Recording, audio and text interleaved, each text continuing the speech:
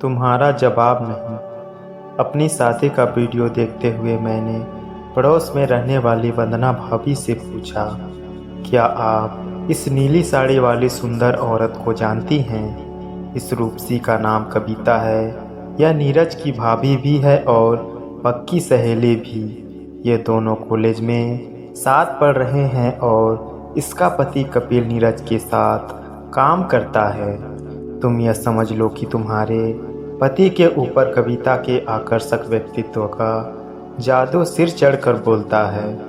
मेरे सवाल का जवाब देते हुए वे कुछ संजीदा हो उठी थी।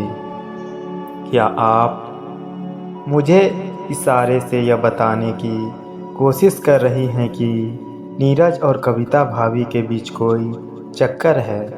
मानसी, सच तो यह है कि मैं इस बारे में कुछ पक्का नहीं कह सकती। कविता के पति कपिल को इनके बीच के खुलेपन से कोई शिकायत नहीं है। तो आप साफ साफ यह क्यों नहीं कहती कि इनके बीच कोई गलत रिश्ता नहीं है? स्त्री पुरुष के बीच सेक्स का आकर्षण नैसर्गिक है।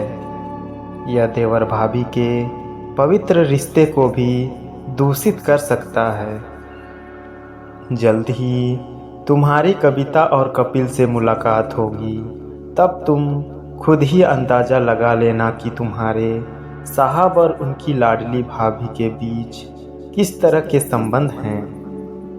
यह बात मेरी समझ में आती है। थैंक यू भाभी। मैंने उनके गले से लगकर उन्हें धन्यवाद दिया और फिर उन्हें अच्छा सा नाश्ता कराने के काम में जुट गई। पहले मैं अपने बारे में कुछ बता देती हूँ। प्रकृति ने मुझे सुंदरता देने की कमी शायद जीने का भरपूर जोश व उत्साह देकर पूरी की है। फिर होश संभालने के बाद दो गुण मैंने अपने अंदर खुद पैदा किए। पहला, मैंने नए काम को सीखने में कभी आलस्य नहीं किया और दूसरा यह है कि मैं अपने मनोभाव संबंधित व्यक्तित्व को बताने में कभी देर नहीं लगाती हूँ। मेरा मानना है कि इस कारण रिश्तों में गलतफहमी पैदा होने की नौबत नहीं आती है। जिंदगी की चुनौतियों का सम्मान करने में मेरे इन सिद्धांतों ने मेरा बहुत साथ दिया है। तभी वंदना भाभी की बातें सुनने के बावजूद कविता भाभी को लेकर मैंने अपना मन साफ रखा था। हम शिमला में सप्ताह भर का हनीमून मनाकर कल ही तो वापस आए थे। मैं तो वहाँ से नीरज के प्रेम में पागल होकर लौटी हूँ। लोग कहते हैं कि ऐसा रंगीन समय जिंदगी में फिर कभी लौट कर नहीं आता। अतः मैंने तय कर लिया कि इस मौज मस्ती को आजीवन अपने दाम्पत्य जीवन में जिंदा रखूंगी। उसी दिन कपिल भैया ने नीरज को फ़ोन करके हमें अपने घर रात के खाने पर आने के लिए आमंत्रित किया था। वहां पहुंचने के आधे घंटे के अंदर ही मुझे एहसास हो गया कि इन तीनों के बीच दोस्ती के रिश्ते की जड़ें बड़ी मजबूत है। वे एक दूसरे की टांग खींचते हुए बात बात में ठहाके लगा रहे थे। मुझे कपिल भैया का व्यक्तित्व प्रभावशाली लगा। वे जोरू के गुलाम तो बिल्कुल नहीं लगे, पर कविता का जादू उनके भी सिर चढ़कर बोलता था। मेरे मन में एक यह भाव उठा कि यह इंसान मजबूत रिश्ता बनाने के लायक है। अतः मैंने विदा लेने के समय भावुक होकर उनसे कह दिया, मैंने तो आपको आज से अपना बड़ा भाई बना लिया है। इस साल मैं आपको राखी बांधूंगी और आपसे बढ़िया सा गिफ्ट लूँगी। श्योर। मेरी बात सुनकर कपिल भैया के साथ साथ उनकी माँ की आंखें भी नम हो गई थी। मुझे बाद में नीरज से पता चला कि उनकी इकलौती छोटी बहन 8 साल की उम्र में दिमागी बुखार का शिकार हो चल बसी थी। अगले दिन शाम को मैंने फ़ोन करके नीरज से कहा कि वे कपिल भैया के साथ ऑफिस से सीधे कविता भाभी के घर आएं। वे दोनों ऑफिस से लौटी कविता भाभी के पीछे पीछे घर में घुसे। यह देखकर उन सब ने दांतों तले उंगलियां दबा ली कि कविता भाभी का सारा घर जगमग कर रहा था। मैंने कविता भाभी की सास के बहुत मना करने के बावजूद पूरा दिन मेहनत कर के सारे घर की सफाई कर दी थी। कविता भाभी की सास खुले दिल से मेरी तारीफ करते हुए उन सबको बार बार बता रही थी, तेरी बहू का जवाब नहीं है। नीरज कितनी कामकाजी और खुशमिजाज है। यह लड़की तुम अभी नई दुल्हन हो और वैसे भी यह सब तुम्हें नहीं करना चाहिए था। कविता भाभी कुछ परेशान और चिढ़ सी प्रतीत हो रही थी। भाभी, मेरे भैया का घर मेरा मायका हुआ और नई दुल्हन के लिए अपने मायके में काम करने की कोई मनाही नहीं होती है। अपनी कामकाजी भाभी का घर संवारने में क्या मैं हाथ नहीं बटा सकती हूँ। उनका दिल जीतने के लिए मैं खुलकर मुस्कुराई थी।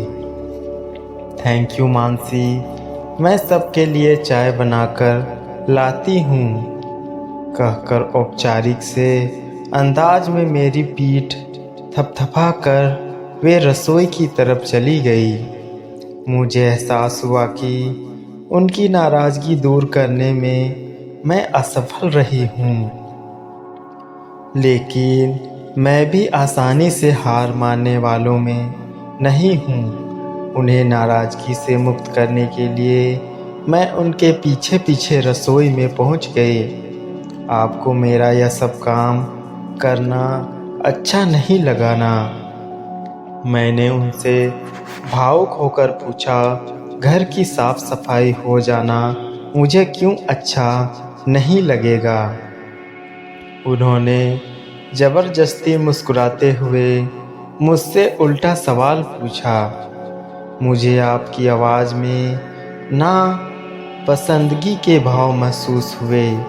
तभी तो मैंने यह सवाल पूछा। आप नाराज़ हैं तो मुझे डांट लें, पर अगर जल्दी से मुस्कुराएंगी नहीं तो मुझे रोना आ जाएगा। मैं किसी छोटी बच्ची की तरह से मचल उठी थी। किसी इंसान के लिए इतना संवेदनशील होना ठीक नहीं है। मानसी, वैसे मैं नाराज़ नहीं हूँ।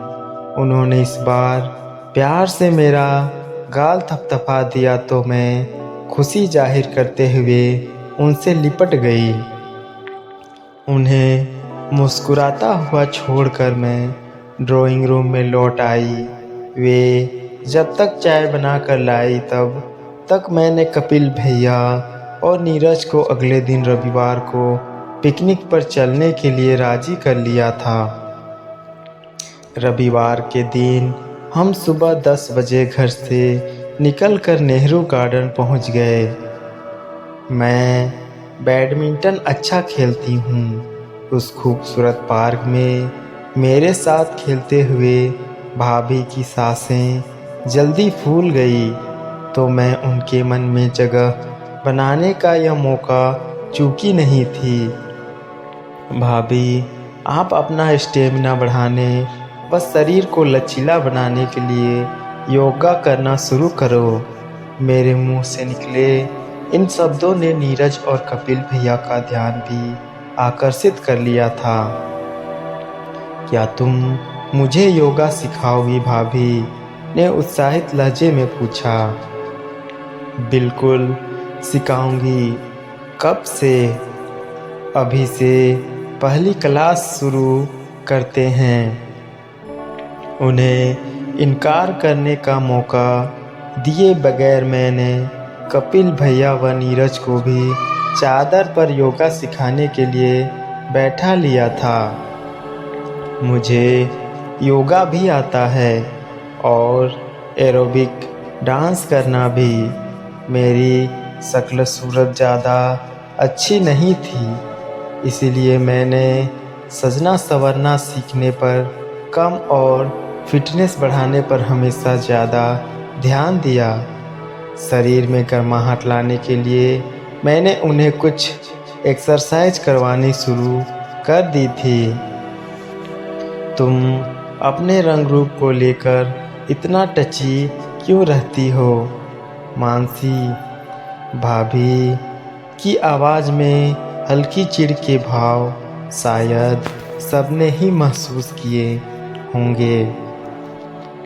मैंने भावुक होकर जवाब दिया, मैं टची नहीं हूँ, बल्कि उल्टा अपने साधारण रंग रूप को अपने लिए वरदान मानती हूँ।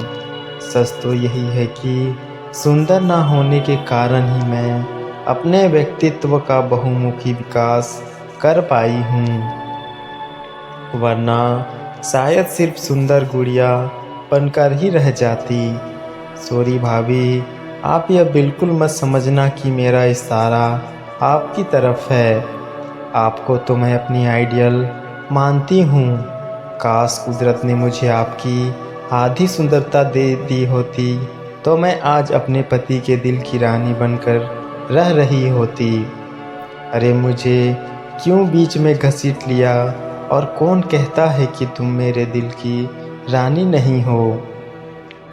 नीरज का हड़बड़ा कर चौंकना हम सबको जोर से हंसा गया।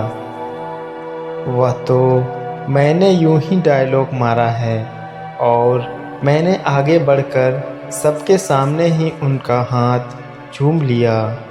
वह मेरी इस हरकत के कारण शर्मा गए तो कपिल भैया ठहाका मारकर हंस पड़े। हंसी से बदले माहौल में भाभी भी अपनी चिढ़ भुलाकर मुस्कुराने लगी थी। कविता भाभी योगा सीखते हुए भी मुझे ज़्यादा सहज व दिल से खुश नज़र नहीं आ रही थी।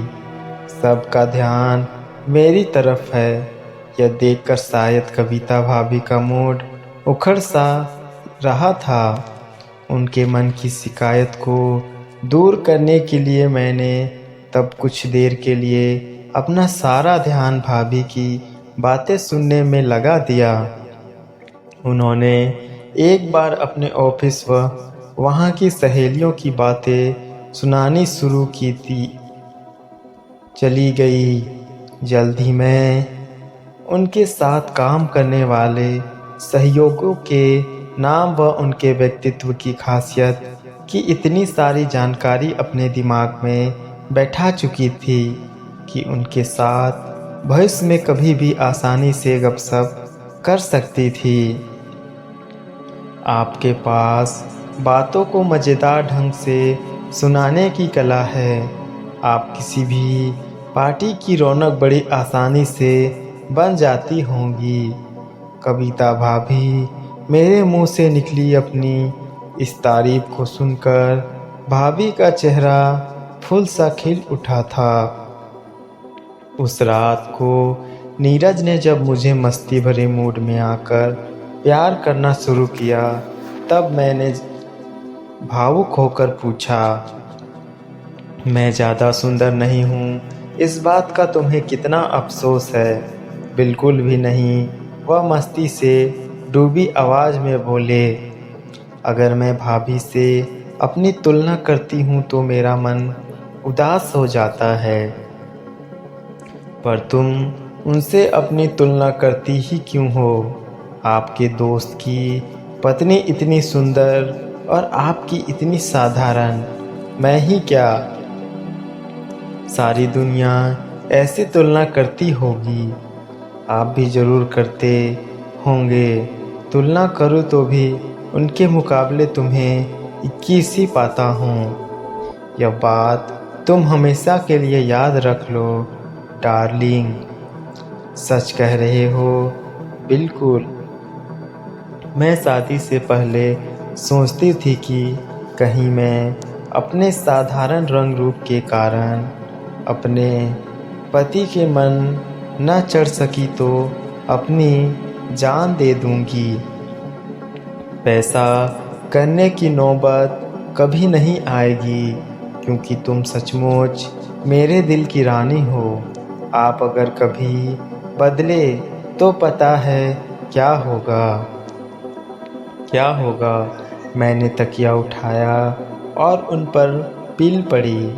मैं तकिए से पीट पीट कर तुम्हारी जान ले लूँगी। वह पहले तो मेरी हरकत पर ज़ोर से चौंक, फिर मुझे खिलखिला कर हंसता देख उन्होंने भी फ़ौरन दूसरा तकिया उठा लिया। हमारे बीच तकियों से करीब 10 मिनट तक लड़ाई चली।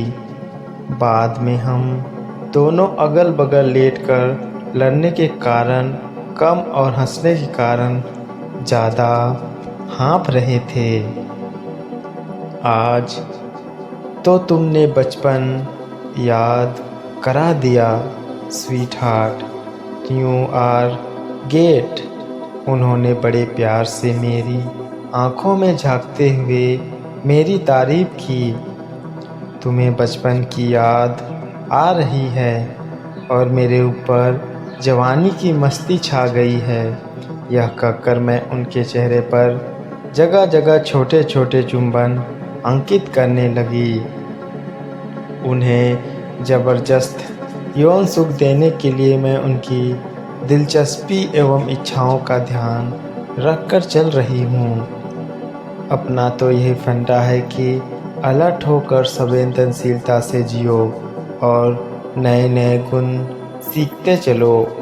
मेरी आजीवन यही कोशिश रहेगी कि मैं अपने व्यक्तित्व का विकास करती रहूं, ताकि हमारे दाम्पत्य में ताजगी एवं नवीनता सदा बनी रहे।